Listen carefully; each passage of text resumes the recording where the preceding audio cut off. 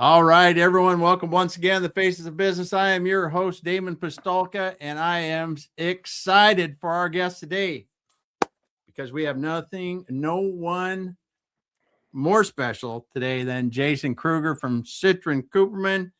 Jason, great to have you back again on the show. Great. Thanks, Damon. Really appreciate it.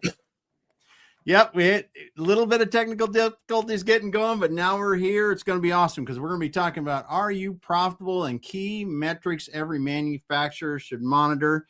So, Jason, we always like to start out talking a little bit about your background. Let's talk about what you've been up to, how you got into doing what you're doing today, and then we'll get on to key metrics for manufacturers. Yeah, absolutely. So as you can imagine, my background is in finance and accounting. Cut my teeth in some of the larger national firms here in the US. Most of that time was with Deloitte, which is one of the big four accounting firms. Spent first about 10 years in financial statement audit. But as I was even working with our clients at Deloitte, I saw that, there was a real, the mid, what I would consider the smaller mid-market, companies really were struggling as it relates to the sophistication around and the value they were getting out of the finance and accounting function of their business. And so what I mean by that is a lot of companies, when they first get started, accounting is a necessary evil, meaning you gotta invoice, you gotta pay your bills, you gotta make sure you have enough cash for payroll, and you gotta make sure that you could do taxes at the end of every year. And then as they grow, they realize that, it's critical to one, know your numbers, get good information to be able to dig in deeper into the numbers so you can continue to improve your business. That's from an internal perspective, but also if you want to establish banking relationships, if you want to exit at some point in time, having an understanding of what those numbers look like is critical in being able to provide them to third parties. So the first thing that your banker is going to ask you if you want financing is, let me see your financials. And the first thing that an investment banker or a potential buyer is going to ask you if you want to sell your company is, let me see your financials, right? Or what do your financials look like? Or what's your EBITDA or something like that. So having your hands around that is critical.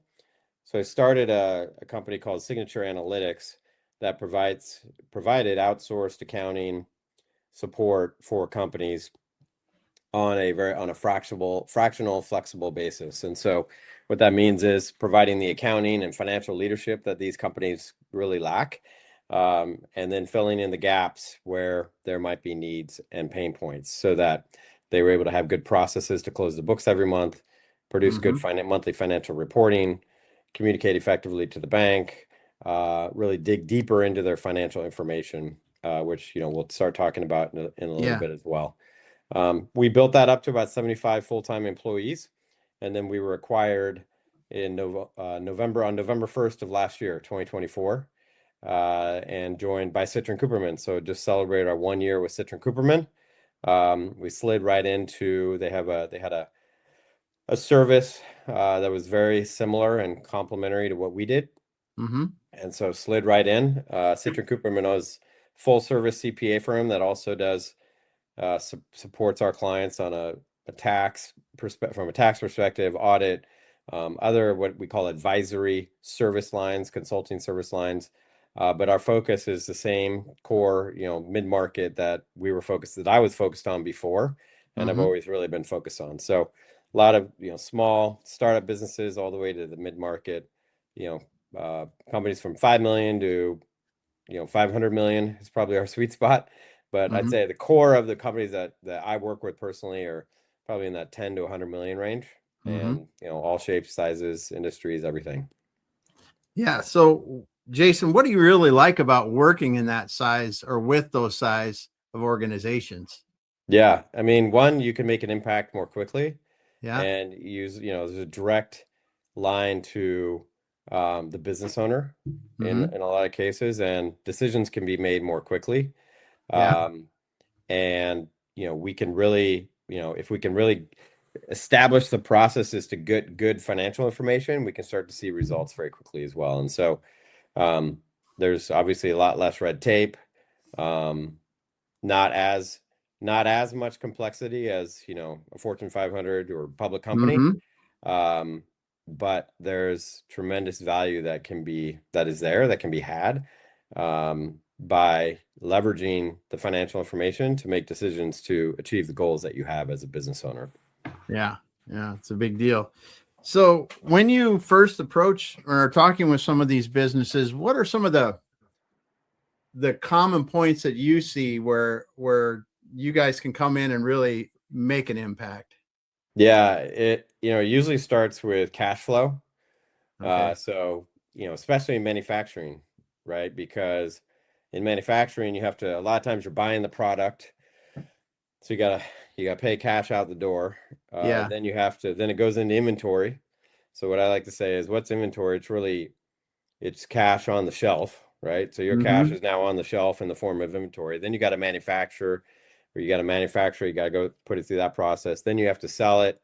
And then you have terms with your customer. So they may pay you in 30, 60, 90 days. So that cash cycle can be very long in the Yeah. manufacturing side of things. Now there's ways to improve that through maybe taking deposits from customers up front or something like that. But that cash cycle could be long. So one is, I've talked to a number, several business owners that say, "Hey, look at my financials. It says I'm making money. It says I'm profitable, but I don't have any cash. Where is it? Yeah. Yeah. And I say, well, great. Your P&L says you're profitable, but where is your cash? Let's take a look at your balance sheet, and Yeah. it's either hung up in inventory, it's either in your AR because you haven't collected or aren't Yep. collecting timely. Maybe sometimes you're paying your vendors too quickly. Mm-hmm. Or in some cases, your financials are not really accurate and you're you're actually not as profitable as you think you are. Mm-hmm. And so for businesses, especially manufacturing, the small mid-size, tracking inventory is one of the biggest challenges. Yeah. And if your inventory number is not accurate, your P&L is not accurate. Your cost of Oh goods sold yeah. is not accurate, which means your margins and then your profitability numbers aren't accurate. And Yeah. so really dialing in and making sure you have confidence that an inventory number is critical. Um, and I see that a lot as well. Yeah. Yeah. That is a great way to look at inventory, though. It is cash on the shelf. Hmm. And that the words you just said, I'm profitable, but I don't have any cash, is very common across manufacturers, like you said, because you could grow significantly in a year Hmm. and all of it is eaten up in cash and AR. Right. Or I And mean that's inventory where, and AR. building a partner with a bank or a financing Yeah. institution is important. And again, that's where numbers are important as well, which is one, it's in order to get financing, you want to be able to show good numbers, not just hit print on QuickBooks, but give them a good package that tells the right story. But also, if you have your numbers, you know how much you should be asking for and using, because when you are using somebody else's cash, like a bank, you're still paying interest, and Mm-hmm. that deteriorates your profitability too. So being able to maximize and leverage the right amount of cash for growth, but not use or financing, but not use too much where you're throwing, interest out the door either is Mm-hmm. important.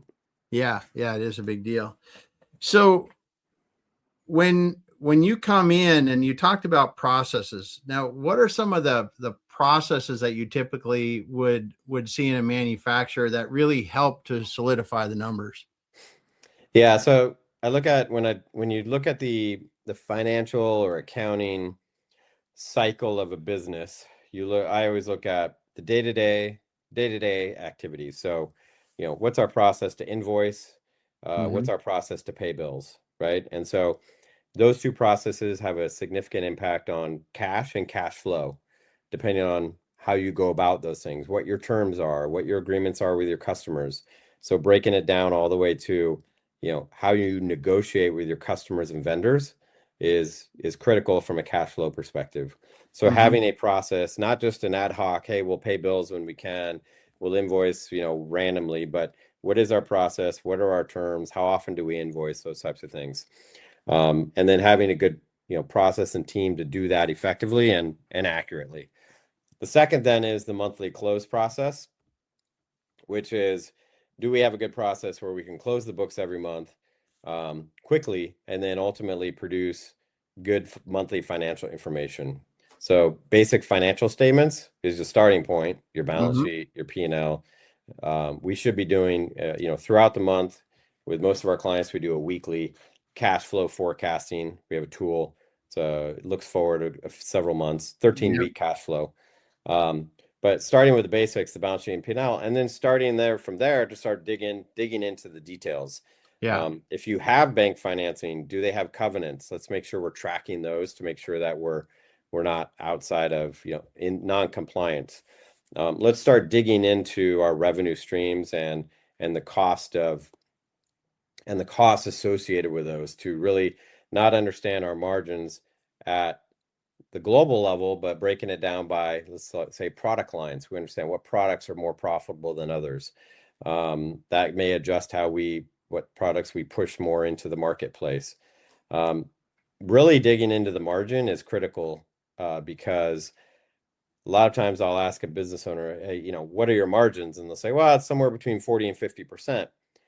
40 and 50%, that's a big difference. I Yeah, mean, it is. if you're talking $10 million company, Yeah. 1 percentage point in margin is $100,000. Yeah. And so we don't want to just say, it's somewhere between here. We want to track it to the percentage, get to a point where we can track it to the percentage point. Yeah. And then once we understand that, we can see the trends, and we can start to say, okay, now how do we add an extra percent here?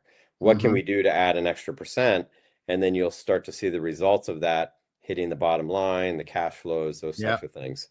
And so that's really the starting point, is getting a process where you're seeing good data on a monthly basis. And then once you have that, then you can start to say, okay, well, what type of information do I need more frequently, weekly or daily or real time?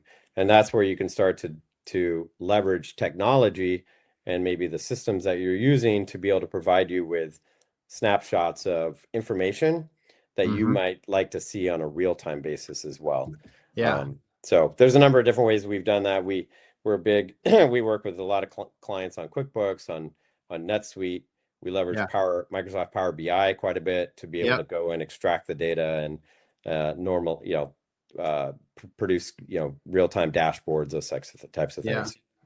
Yeah, it is really in manufacturing. If you can there's a huge difference going from monthly to weekly to really understanding what you're doing. And when earlier in my career, I did turnarounds, and when you do turnarounds at a manufacturing company, we would almost essentially close the books every week just to understand where we were at.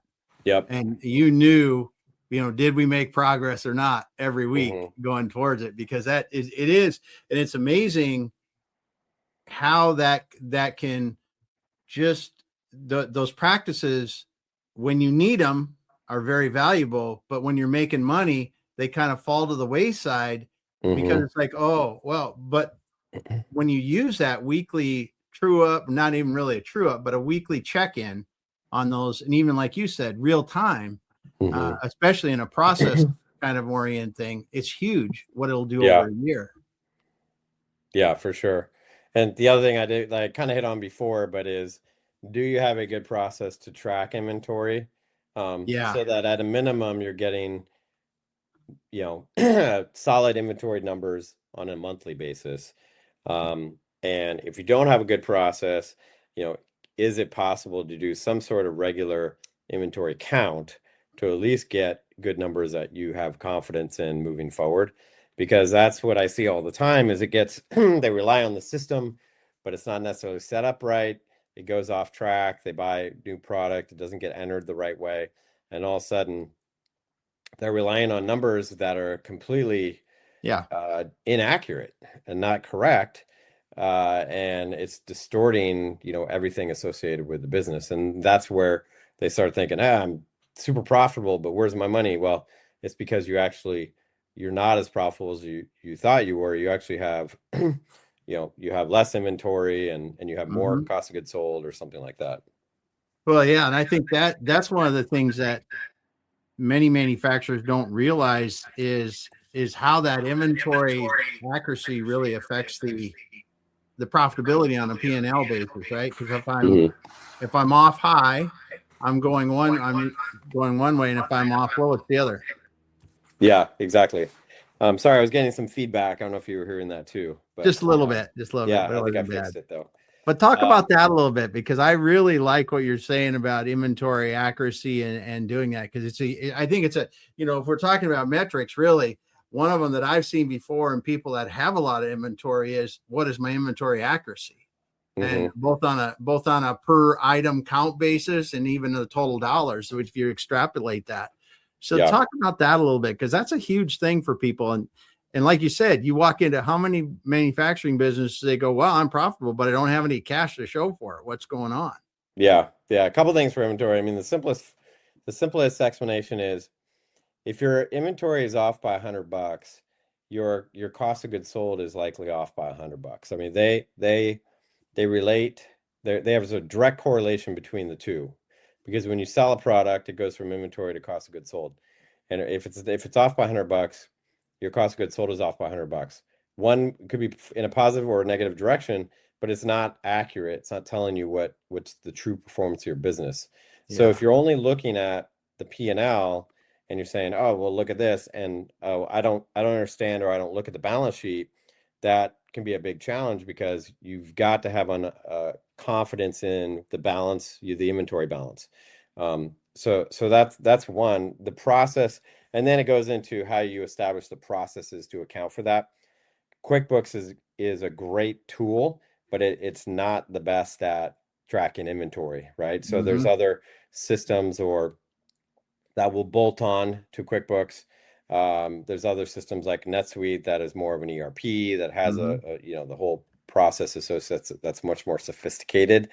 So that's critical. The other is what we touched on a little bit before is if you have a good processes around inventory and the ordering process, and you can track, you can maximize the how the flow of inventory. And so understanding how often inventory turns Mm-hmm. within your business is a critical, what I would call KPI, right? Meaning you don't want you want enough inventory to be able to maintain demand, but you don't want too much inventory that, as we talked about before, now I don't have cash because I got too much inventory, or in some cases maybe it goes stale, maybe it goes bad. Yeah.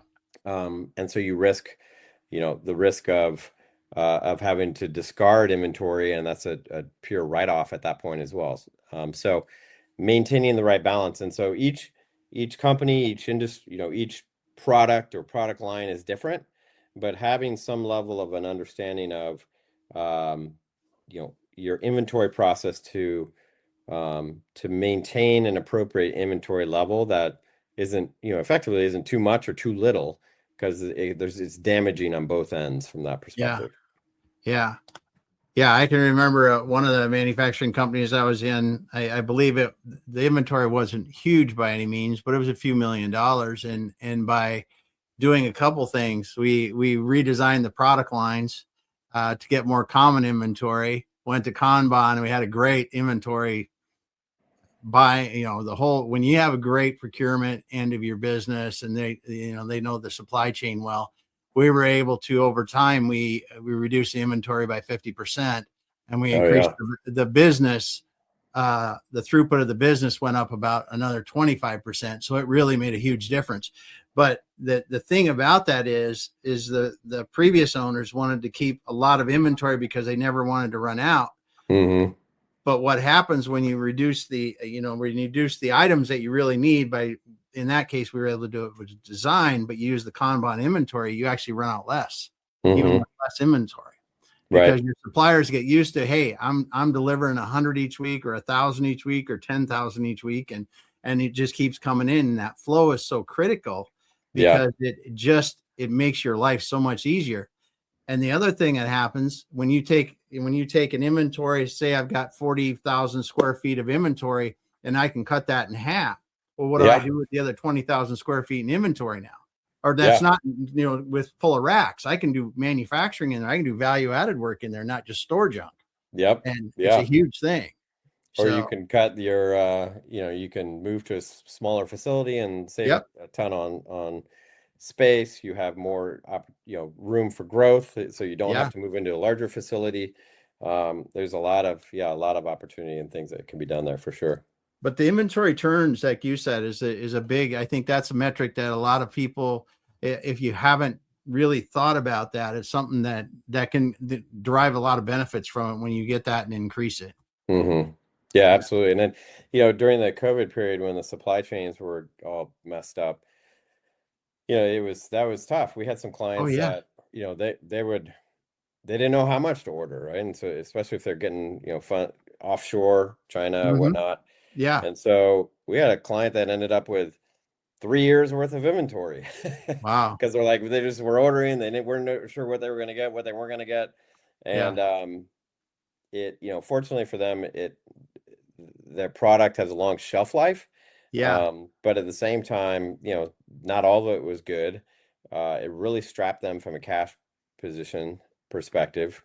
And it just put a real, and at the same time they were financing, so they had a line of credit, so they're Yeah. paying Yeah. interest, Yeah. and much more interest than they had to be paying because it was all sitting in their inventory for 3 years. Mm-hmm. Yeah. Yeah. That's wonderful. And it is. That is another reason too, when you look at supply chain, is to really think about the long-term costs. I think COVID was one thing that really taught us do I have my entire supply chain coming from the other side of the world all the time, or all of it? Mm-hmm. It's the Mm-hmm. whole thing there. Do I do 50-50 and really do a balance? Because, I mean, there were out here, I have some friends that ran some pretty large truck upfitters here in the Northwest. They were getting trucks delivered without major components because they needed to keep them going, and the truck people getting, major components that the factory people or the service people had to come out and put on them where they were going. They were drivable, but a lot of the electronics didn't work.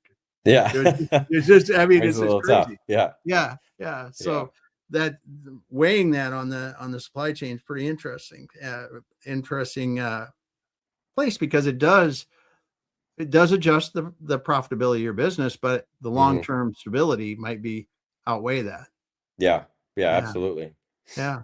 So what are some of the fun things you're seeing in manufacturing and accounting right now? Because, we're in this world of AI is changing everything, everybody says, but what are some of the Mm-hmm. things that you think are really changing, exciting for you on the Yeah. forefront of what's happening? I wouldn't say it's exciting, but the T word, tariffs, that's really created a lot of challenges for Oh yeah. the manufacturing space, in, companies that manufacture overseas or in China Yep. especially. Yep. It's been very challenging. I've seen a number, the M&A market in that space. If you're manufacturing, outside of the US, it put a halt to it because, a buyer doesn't know what your company is worth because they don't Mm-hmm. know how much your how much your cost of goods sold is gonna, how much Yeah. you have to pay for inventory. So Yeah. there's no understanding of what your margins are. And so that, there was a number of deals we saw from a M&A perspective that got put on hold. Some of that's kind of starting to hopefully settle down a little bit. Mm-hmm. But that was a significant challenge, and really saying, we had a lot of our clients say, okay, we did have an understanding of what our margins were, but now with the tariffs, like what does that mean and how does that impact our business? And so providing them clarity, helping to define and provide clarity on that was a big challenge for us, so that they can ultimately say, okay, now I have the information. Now what decisions should I make? Do I need to go back to, my customers and say, hey, you know what, you give a little. I mean, a lot of our clients said, hey, you give a little, we'll give a little. Let's just get through this together. Those are the ones that Mm-hmm. had good relationships with their clients, or find other ways to offset some of those costs, to continue to be as efficient as possible. So that was a big, something big that we saw, within the last 6 months for sure. Yeah. Yeah. I was in a business, was it 2017, 2018, something like that, when we had the tariffs kicked in the first time. We manufactured solely in China. And, one of the things I was thinking about when we were dealing with that earlier this year was the fact that most people don't realize that that's cash you have to pay. I mean, there's just not like that. It doesn't go to some, I mean, I bought it for $1. And if it's the 25% tariff and the boat's coming across, it just went up 25%. Right. So a lot of people, and you don't realize that, you can have containers that are multi-million-dollar containers if it's the right things in them. Yeah. And if you sell it for $1.50, your margin just got cut in half. Yeah. So it's one of those things that I don't really, I talked to a lot of people because they didn't understand tariffs and where they got and how it affected. I mean, it literally, your product set on the dock until you pay, get them. So it is, and that's like I said, and it takes, what does it take? A week, 14 days, something like that to come across on the water. So it happened on the way over and you're like, oh, I guess I pay that much more. Yeah. So that was tough, but I think that's also a testament to, the companies that know their numbers and have the information that allows them to be quicker at making decisions that they're confident in, to be able to maneuver through, uncertain times. And that's really is, as business owners, we want to have the information to be able to, feel confident that things come up, good, bad, ugly, and we have the ability to maneuver. And if you don't have good financial information, you're running blind and you're just kind of hoping for the best. And that's what makes, in a lot of cases, I talk to business owners and say, hey, what keeps you up at night? Knowing if we're going to be in business next week, like, do we have enough cash to make payroll on Friday? Right. And so that's why, going back to the cash flow, it's okay. The first thing we want to do to ease that is let's make sure we have an understanding of what your cash flow looks like over the next 13 weeks. Yeah. Then let's start digging into your business and start understanding some of the metrics that, that allow you to pull some levers to make better decisions. So. Yeah, that cash flow is so important. And it does, like you said, a 13-week cash flow will change your world because you can see it coming, at least if you're going to have a problem and make adjustments. Yeah, at the very least. For sure. Yeah. And you can make adjustments ahead of time. You say, hey, you know what? Okay, well, payroll, payroll is payroll. We know when we're going to pay it. So we got to manage around that. Or I got a big vendor I have to pay on, at this point in time. Okay, well, we have payment coming in over here. Let's push that one payment back. You can move some things around based on when you make some payments to manage through that and have that visibility to know that, okay, we're set up. We're good for payroll for Friday. Now let's look at the next week and the week after that and so on.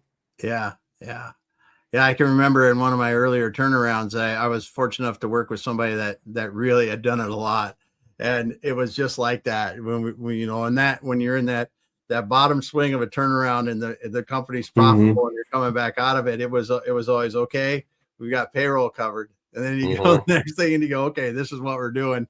And every vendor knew exactly how we were going to pay and what we were going to do, because we had talked to the major vendors. They knew exactly what was going to happen. And every week we would tell them what was coming and before anything went. And it is that cash flow is so critical in business.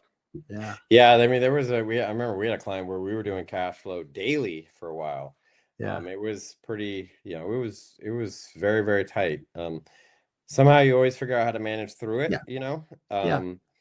and a lot of it has to do with communications with your vendors and your customers. And that's why, I always look at our customers and our vendors from a relationship perspective versus transactional mindset, right? It's like we're all working together in one business community. I want my vendors to be successful. I want my customers to be successful. And I would hope that they'd have the same for me. And when times get rough, we work together to make sure that we help each other out to get through it. But if you look at it as I want to stick it to you for the best deal and stick it over here to you, and and you look at it as a transaction, it makes your business career a little bit more challenging. Yep. And that really is because sometimes it's not a big deal for a customer to pay you a week ahead if they had to, or if you had to tell a supplier, hey, I need to wait a week because of, something happened, and Yep. then, make sure that's going to happen. But that it's a business community, and these are long-term relationships typically that you're going to have with someone and or their company. And that is how you get through these things. Yep. Yeah, Yeah. for sure. Yeah. So what's fun in your world? Citrin Cooperman, what are you guys focusing on for 2026? It's going to be a good year. Yeah. Our I think we're in a really good spot. I mean, I think that, or I know, our focus is the small mid-market business Mm-hmm. community. We do, in some cases we might, compete with the big four, but in most cases it's, our core is our clients that, business owners, entrepreneurs, they've grown their business, they've been successful, they're looking at taking their business to the next level. Maybe they have, they're looking at what the next steps are in their career, their life, etc. And so, I think I'm cautiously optimistic for 2026. I think coming into 25, um, you know, I think, we were all thinking, hey, this is going to be great. I think the tariffs kind of put a little spook in the market and then the economy and in the business community. But I think there's a backlog of some real good companies out there. I think we're going to see an uptick um, you know, in M&A, merger acquisition type activity Mm-hmm. as we move forward into 2026. With that comes opportunities for everybody, I think. Yeah. So what I always talk to my clients about is even if you're not looking to sell your business tomorrow or today, it's always important to run your business to be thinking about how we maximize business valuation, Mm-hmm. and the value of your business, right? So know how your business is valued in the market, and then how do you maximize that valuation? And what I mean by that is in manufacturing, it's a lot of times you're being acquired based on what they call a multiple of EBITDA, right? Yeah. And Yeah. EBITDA is your net income, and you add back, depreciation, interest, amortization, etc. And so if you have a $10 million company and your EBITDA is 2 million, you have 20% EBITDA, let's say. And in manufacturing, they'll pay, in your industry, the range might be between, if you were to be acquired, a buyer might pay somewhere between 4 and 8 times EBITDA, let's say. Mm-hmm. Well, 4 and 8 times, that's a big amount. Like if it's 4 times EBITDA and you have 2 million, you're selling for 8 million. Yeah. If it's 8 times EBITDA, you're selling for 16 million. So same revenue, same EBITDA, but you're getting paid twice as much as the low end, right? So what does that mean, and how do we as a business owner, how do we look at our business to say, okay, I want to be at close to the 8 times Yeah. valuation, not the 4. And so what does that mean?